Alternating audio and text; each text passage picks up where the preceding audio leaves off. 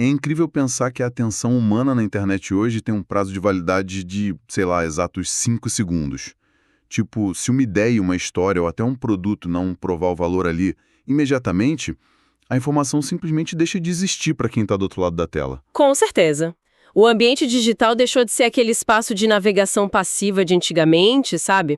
Virou um campo de batalha implacável mesmo. E a grande recompensa, no fim das contas, é o cérebro das pessoas. E é uma arena verdadeiramente brutal, não é? A gente entra numa competição desleal por alguns segundos de foco. Totalmente brutal. Com essa quantidade colossal de dados sendo despejada a cada milissegundo, a mente humana teve que se adaptar na marra. O nosso cérebro desenvolveu um filtro quase impenetrável contra estímulos que julga inúteis. Faz sentido. Hoje, a gente rejeita a informação quase que instantaneamente se não houver uma promessa de recompensa muito clara e principalmente muito rápida. A inércia natural de quem consome conteúdo hoje em dia é simplesmente rolar a tela e ir embora. Ficar para assistir é quase uma anomalia. Exato, é uma anomalia. E é exatamente por reconhecer essa anomalia que a nossa análise detalhada de hoje é tão relevante.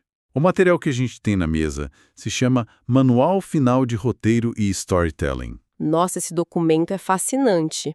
Na superfície, ele se apresenta só como um guia técnico, né?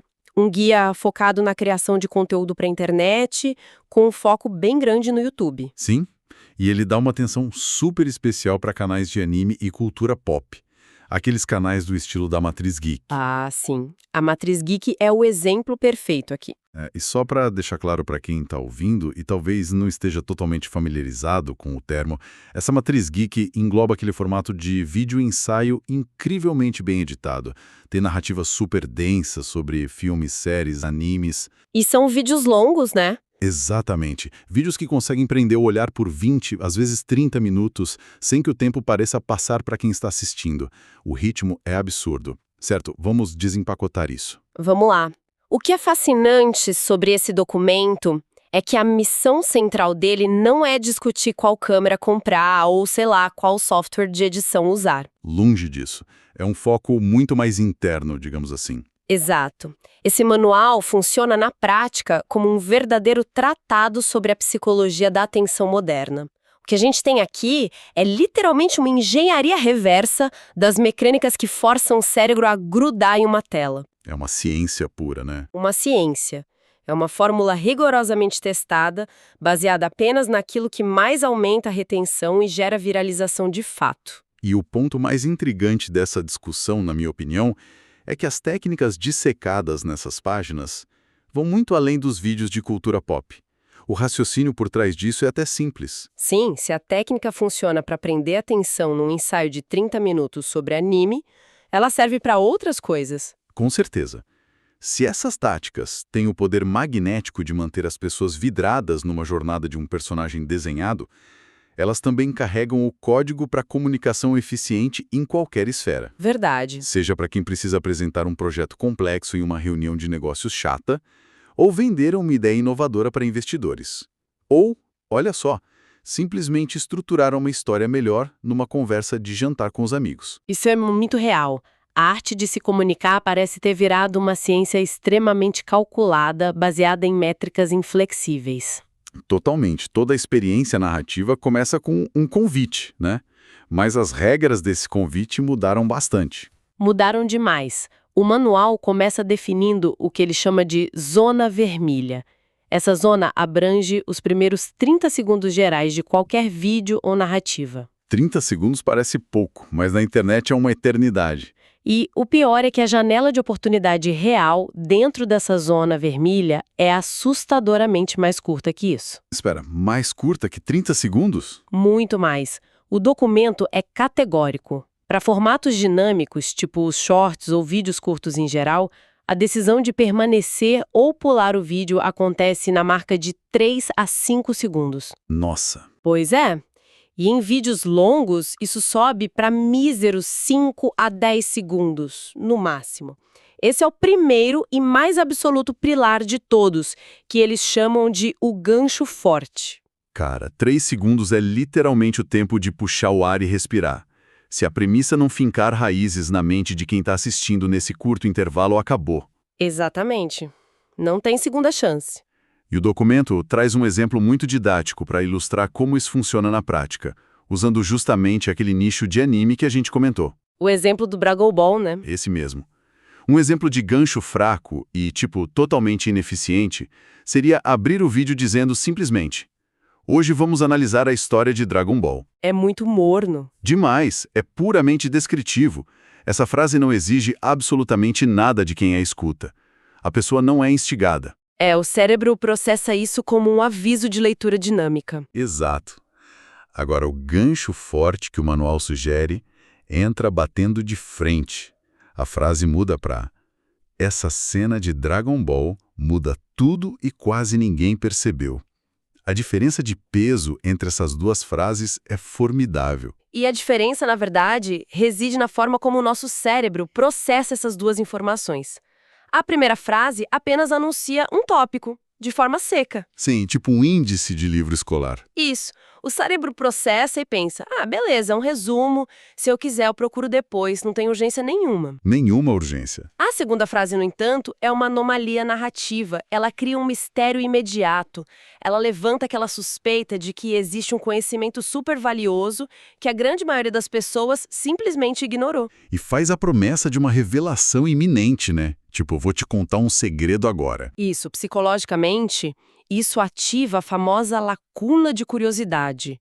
É uma necessidade biológica de resolver um quebra-cabeça.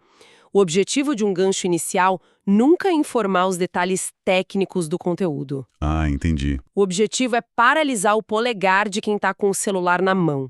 O que é fascinante aqui é que a informação vira isca. É tipo colocar uma placa de pare gigantesca no meio de uma rodovia digital onde todo mundo está correndo. E para garantir essa parada brusca, o manual categoriza 6 tipos de ganchos que eles consideram os mais poderosos. Sim, os 6 arquétipos. Isso. A gente tem o vidente, que é focado em antecipar o futuro, o experimentador, que propõe testar algo na prática, o professor, que promete ensinar uma habilidade nova e rara. O mágico, que é bem legal também. Sim, o mágico apresenta um feito aparentemente impossível de cara. Aí tem o investigador, que está pronto para revelar um segredo oculto.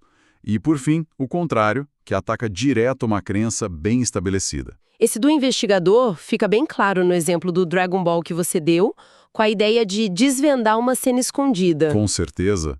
Mas esse gancho contrário me parece uma ferramenta com um poder de fogo muito, muito mais alto.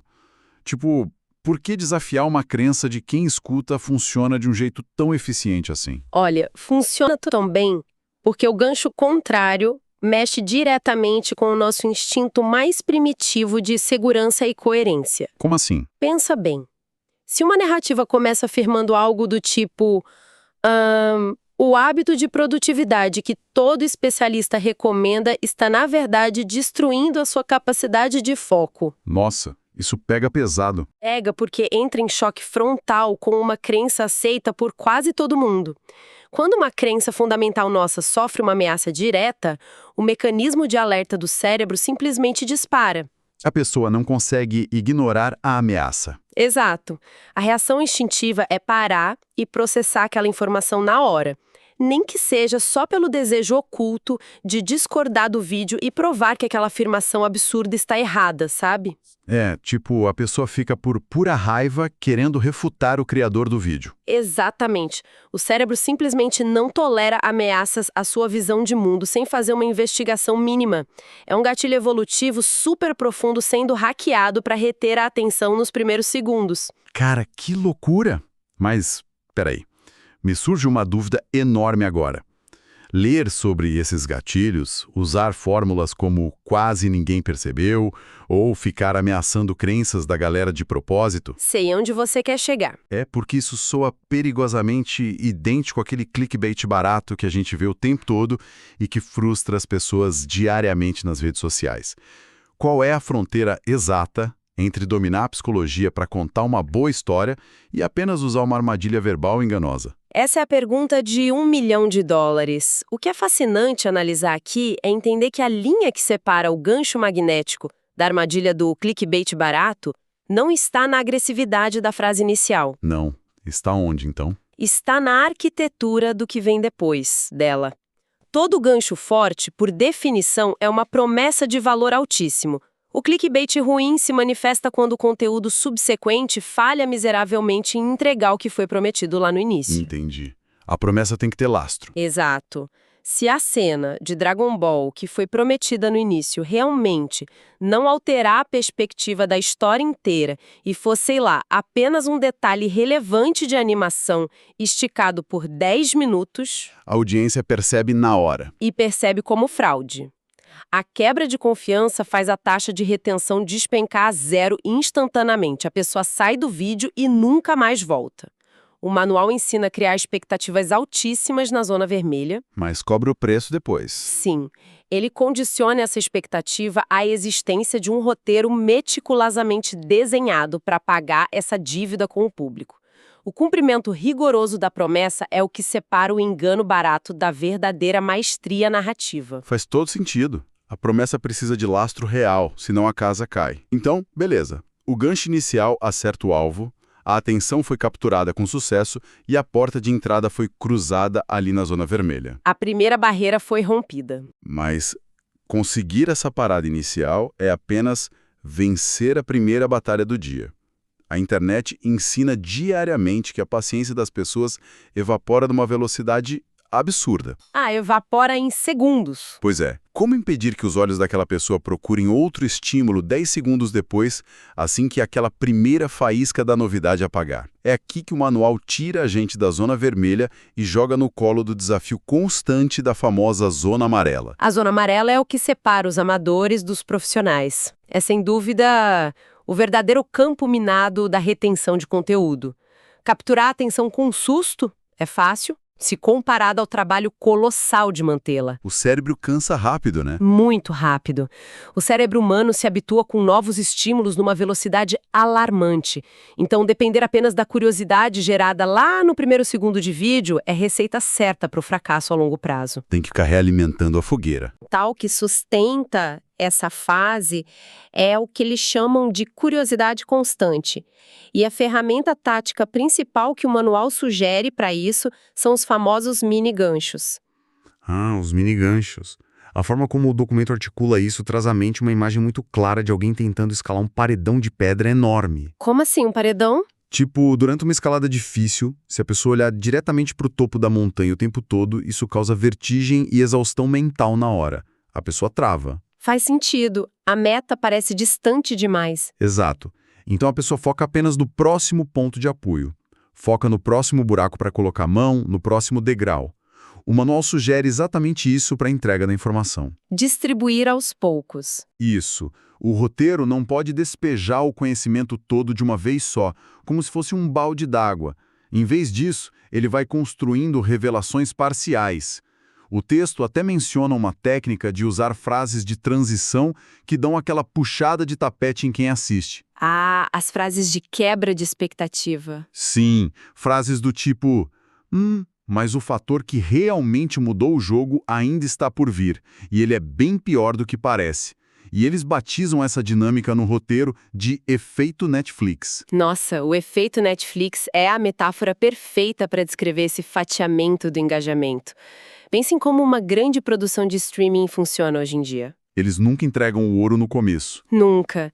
Assim como uma série boa não resolve todos os conflitos dos personagens principais no primeiro episódio da temporada, um conteúdo de YouTube roteirizado com excelência distribui as respostas em blocos super estratégicos. É uma manipulação da vontade de ver mais. O roteiro é literalmente moldado para criar picos de suspense em intervalos super curtos. É a manipulação contínua da antecipação da pessoa. A ideia é garantir que o próximo bloco de informação pareça sempre tão vital quanto o primeiro lá da introdução. Cara, aqui é onde a coisa fica realmente interessante. E eu sinto a necessidade de fazer o papel de advogado do diabo por um segundo. Posso? Claro, manda bala. Ouvir essa descrição toda me soa potencialmente exaustivo para quem está do outro lado consumindo esse conteúdo. Cansativo, você diz. Sim, muito.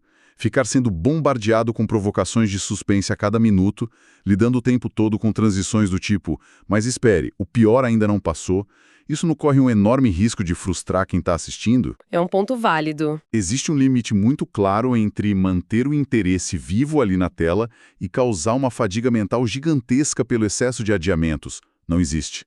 A pessoa pode simplesmente cansar de ser enrolada e fechar o vídeo. Isso levanta uma questão essencial para o sucesso de qualquer roteiro. Porque a fadiga da antecipação, que é o que você descreveu, é o maior destruidor de retenção dentro da zona amarela. Pois é, se enrolar muito a pessoa vai embora. Exato. E a genialidade da técnica que o manual explica reside inteiramente na cadência com que esse valor é entregue ao longo do tempo. O objetivo não é, de forma alguma, torturar o cérebro com perguntas eternamente sem resposta. Graças a Deus, ninguém aguenta isso. O efeito Netflix, se ele for bem aplicado, trabalha em ciclos rápidos e constantes de micro-recompensas. Micro-recompensas. Isso. Quando o roteiro instiga um mistério menor, ele obrigatoriamente precisa entregar a resposta logo no bloco seguinte, sem demora. Ah, ele promete e já cumpre rápido. Sim, o segredo é que essa mesma resposta que acabou de ser entregue já deve conter a semente plantada de uma dúvida totalmente nova. Ah, genial. A atenção da audiência se sustenta porque o cérebro recebe pequenas doses constantes de dopamina ao ir resolvendo as peças menores desse quebra-cabeça. Não se deixa quem assiste de mãos vazias em momento nenhum. Entendi. Nem se entrega o prêmio final logo de cara para não acabar o interesse. Exatamente. É um fluxo ritmado. Tem a resolução imediata, mas ela sempre vem acompanhada de uma nova curiosidade puxando para frente. Ficou muito claro agora. As micro-recompensas agem realmente como degraus seguros naquela escalada do paredão que eu falei.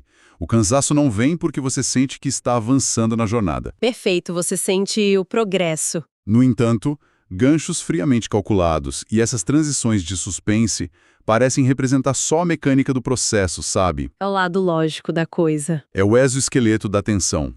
Mas o que impede a narrativa de soar fria, como se fosse um software programado só para reter olhares, onde reside a alma do conteúdo de verdade? Aí a gente muda de fase. Sim, é nesse momento que o manual transita para o que ele chama de zona verde. Ele crava com todas as letras que o storytelling e a emoção são os pilares que formam o verdadeiro coração da retenção e do engajamento genuíno da audiência. Uma estrutura técnica maravilhosa, sem emoção, resulta em um conteúdo árido. A pessoa até assiste, mas amanhã já esqueceu completamente. Fica esquecível, né? Muito. A Zona Verde aborda o princípio talvez mais antigo da comunicação humana. Os seres humanos simplesmente não evoluíram para memorizar planilhas do Excel ou dados estatísticos isolados. O cérebro rejeita isso no modo padrão. Rejeita! O nosso cérebro prioriza histórias, narrativas e conflitos. Isso porque, historicamente, lá nos primórdios, aprender com as dificuldades e histórias alheias era uma questão literal de sobrevivência para a espécie. Prestar atenção na história do perigo te mantinha vivo. Exato.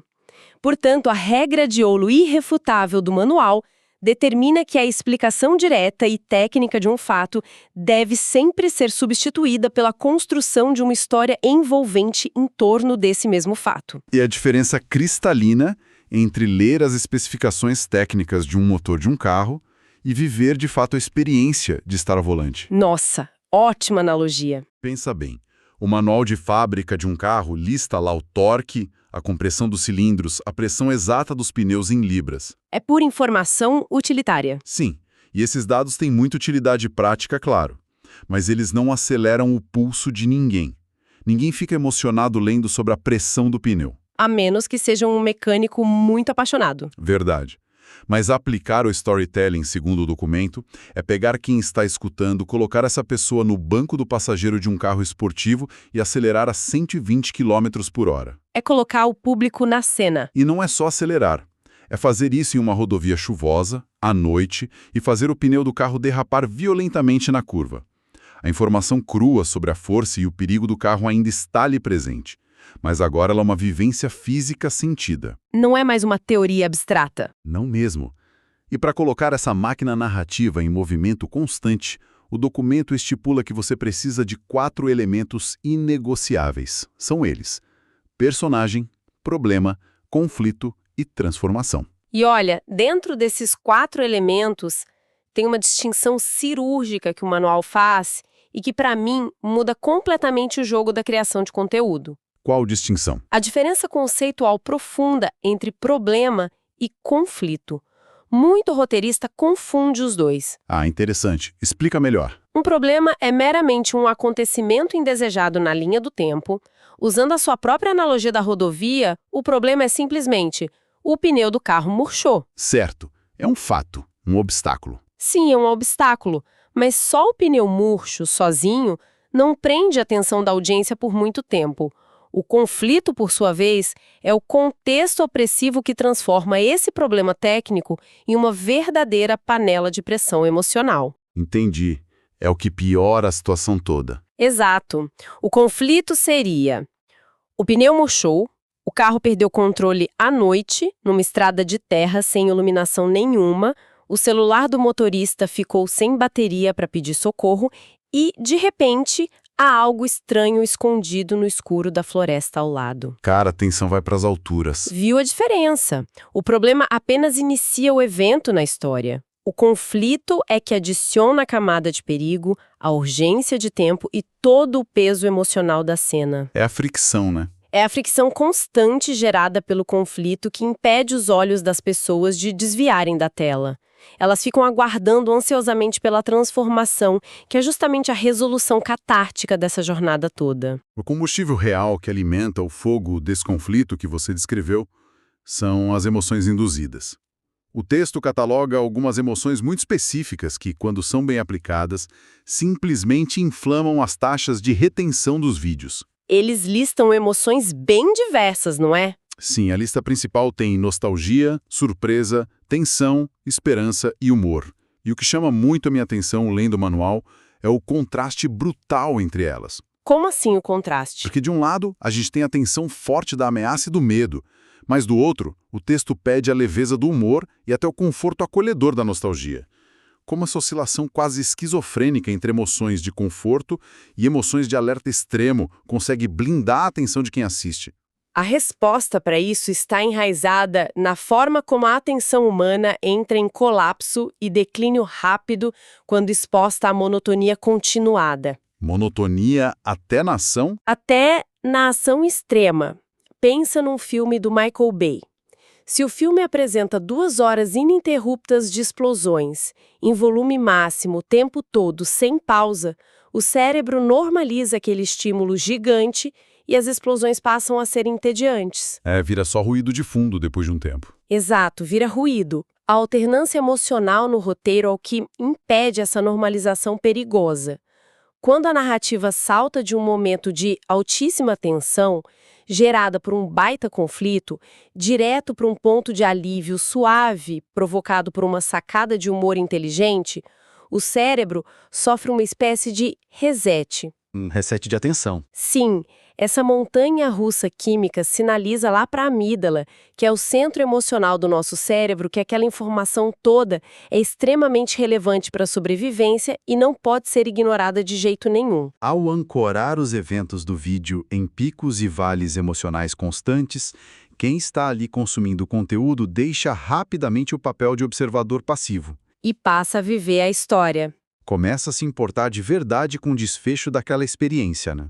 O manual chega ao ponto de nomear esse efeito arrebatador como storytelling hipnótico. É um termo forte, mas muito preciso. Muito preciso. Mas assim, quando a gente olha de longe para a complexidade disso tudo, a exigência de ganchos iniciais milimetricamente impecáveis, as micro-recompensas da zona amarela bem temporizadas, o escalonamento contínuo, e ainda ter que encaixar os respiros emocionais no meio disso, Parece impossível de organizar. parece a receita perfeita para um desastre criativo. Tentar equilibrar tantas exigências narrativas ao mesmo tempo, na cabeça de um roteirista só, é o caminho mais rápido para um roteiro virar uma bagunça caótica. Não, que o manual apresenta o seu último pilar defensivo, que é a estrutura clara. A arquitetura final. Isso. A promessa deles é que essa estrutura rígida é a barreira definitiva que separa os conteúdos amadores e confusos das verdadeiras arquiteturas virais da internet. Sem uma espinha dorsal muito firme, todo o seu esforço anterior de reter a atenção simplesmente desmorona sob o próprio peso do roteiro. Vira um Frankenstein de ideias soltas. Exato. Para construir essa espinha dorsal à prova de falhas, o manual detalha os 7 passos inflexíveis que compõem a montagem do vídeo. Os 7 passos. 7. No entanto, é muito importante, super interessante notar que, antes sequer de pensar na estrutura final desses passos, os criadores do manual impõem um método de pré-criação. Uma preparação antes de escrever? Sim, um método composto por 3 fases bem definidas. Tem a pesquisa, o brainstorming e só então a estruturação propriamente dita. E o grande segredo do sucesso, onde muita gente erra feio, está na fase do brainstorming. Por que o brainstorming é a armadilha? Porque nessa fase, a regra de ouro é apenas despejar todas as ideias no papel, jogar tudo lá de forma caótica, sem julgar, sem censurar e sem tentar organizar absolutamente nada ainda. É uma separação vital de funções do cérebro, né? Tentar ser criativo ao extremo para imaginar conflitos geniais e, simultaneamente, ser analítico para tentar organizá-los na hora certa gera um bloqueio mental paralisante na hora. Trava a pessoa na página em branco. Sim.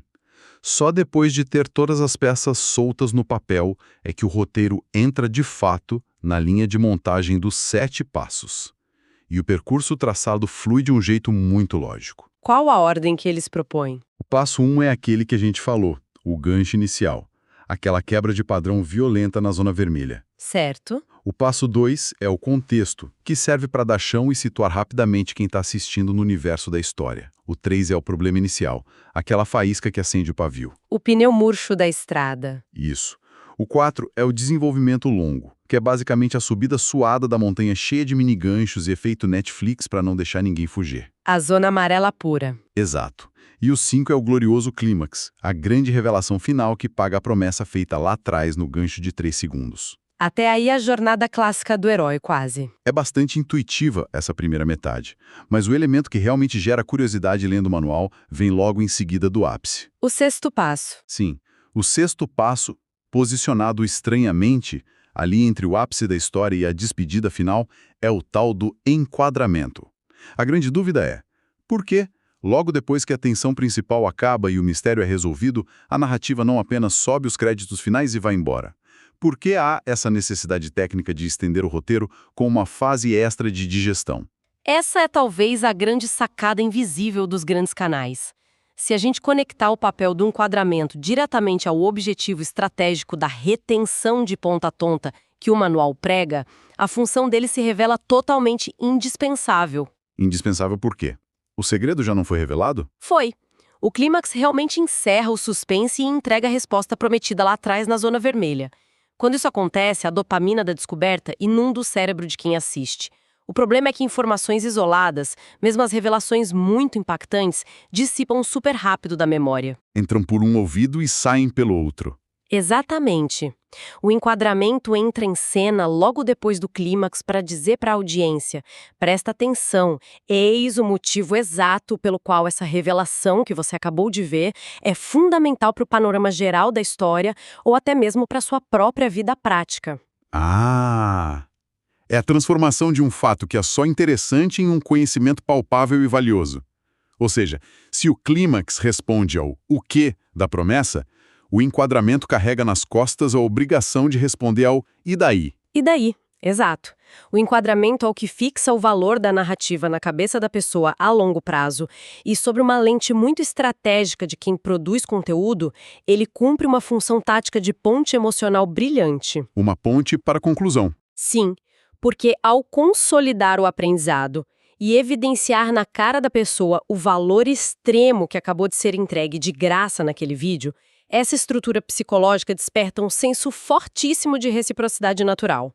A pessoa se sente grata pelo que aprendeu. Grata e em dívida. E é justamente esse terreno fértil de utilidade e gratidão que prepara quem assistiu para o 7º e último passo da estrutura, a conclusão. Que é onde vem a chamada para ação real. Isso. Fazer a famosa chamada de ação pedindo inscrições para o canal, compartilhamentos com amigos ou cliques rápidos em um link de produto logo após o clímax soaria incrivelmente abrupto. Soaria mercenário, né? Puramente comercial. Exato, quebra a magia na hora. Mas com um enquadramento, pavimentando o caminho antes, mastigando o valor da lição, o pedido final do criador soa como uma troca justa e equilibrada na mente da audiência. Massa! Isso alinha as engrenagens de toda a fórmula de um jeito espetacular.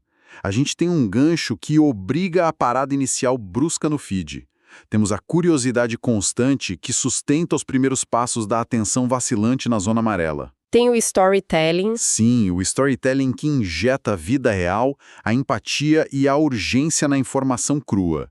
E, por fim, a estrutura firme de 7 passos que conduz a energia emocional gerada direto para a ação desejada no final. Cara, é uma sinfonia da engenharia comportamental e é muito sofisticada. E é uma sinfonia que exige do maestro uma execução sem pontas soltas, sem gorduras no roteiro. O documento é incisivo ao afirmar que toda essa orquestração complexa deve acontecer respeitando a extrema escassez do tempo atual das pessoas. Tensionar os limites da atenção do outro requer, antes de qualquer truque, a entrega de valor real, contínuo e extremamente bem embalado. Chegando às observações finais do manual, a gente se depara com uma reflexão destacada que serve como a grande lição central de todas essas dezenas de páginas. É uma afirmação bem categórica que diz o seguinte: a narrativa final não foca em criar vídeos. O objetivo é criar experiências. Essa frase muda tudo. Muda mesmo. Então, o que todo esse processo complexo que a gente debateu realmente significa no quadro geral? Significa que um manual supostamente desenhado para guiar canais do nicho bem específico de anime no YouTube revelou ser, na verdade, um mapa absurdamente atualizado sobre como o ser humano hoje consome, digere e, mais importante, se importa com informações no mundo moderno. Ao elevar propositalmente o status de uma simples produção audiovisual para o nível de experiências humanas, o manual reconhece o fator essencial. As telas de vidro, a edição dinâmica com 1000 cortes e os áudios explosivos são meras pontes de entrega tecnológicas. Ferramentas. Só ferramentas, o espetáculo verdadeiro está correndo solto dentro da mente de quem está recebendo e decodificando a mensagem. Compreender essa arquitetura a fundo é entender de vez a biologia da atenção, da superação instintiva de problemas e da nossa necessidade vital de encontrar significado no caos de informações. E isso abre espaço para um pensamento final super provocativo que merece ecoar na cabeça de quem está acompanhando a gente depois que essa discussão terminar. Reflita sobre o impacto sistêmico que essas ferramentas têm fora das telas. Na vida real. Sim. Se todas essas mecânicas minuciosas, sabe, a obrigatoriedade de provar um extremo valor em apenas 5 segundos iniciais, a tática psicológica de transformar pequenos contratempos em conflitos emocionais magnéticos e o uso de micro-recompensas para manter o engajamento. Tudo que a gente falou. Tudo isso. Se tudo isso possui a capacidade, cientificamente comprovada, de manter milhões de mentes humanas presas voluntariamente diante de um brilho de tela no escuro. Como as dinâmicas do nosso próprio mundo físico se alterariam drasticamente se a gente passasse a aplicar ativamente essa mesma arquitetura de storytelling hipnótico nas interações normais. É um superpoder. É mesmo. Como as portas invisíveis se abririam durante aquela apresentação de um projeto chato na segunda-feira pela manhã. Ou quão magnética se tornaria aquela tentativa super difícil de fazer alguém teimoso mudar de ideia. Se a essência do efeito Netflix fosse incorporada às narrativas diárias das nossas próprias vidas. As possibilidades são imensas. A resposta para essa pergunta tem o poder de redefinir muito mais do que apenas os números de retenção de um canal no YouTube. Fica o convite para essa observação atenta e profunda nos próximos dias. Até a próxima análise.